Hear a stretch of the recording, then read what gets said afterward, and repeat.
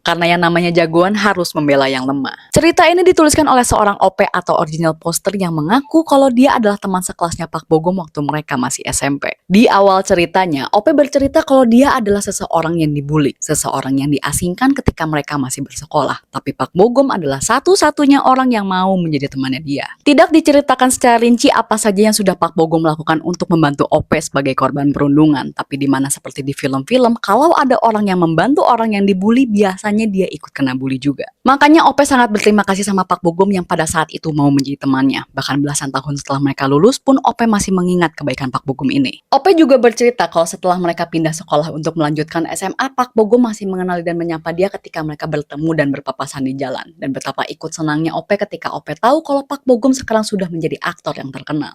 Mengakhiri suratnya, OP bilang ke Pak Bogum kalau, sebagaimana kamu Pak Bogum yang menjadi satu-satunya murid yang gak ngebully aku pada saat itu, bahkan jika seluruh dunia mengecam kamu pun aku akan selalu mendukung dan membela kamu. I will always be by your side.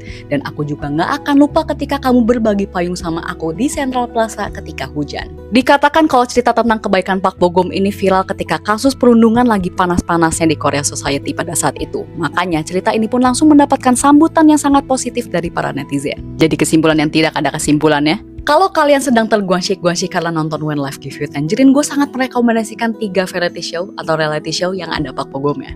Yang pertama adalah yang Actors Retreat yang bisa kalian tonton di Viu. Yang kedua adalah Hyori Bed and Breakfast yang dulu sempat tayang di Netflix, tapi kayaknya sekarang kalian cuma bisa nonton cuplikan-cuplikannya aja di YouTube. Dan yang ketiga adalah My Name is Gabriel yang tayang di Disney Plus. So happy watching, sekian.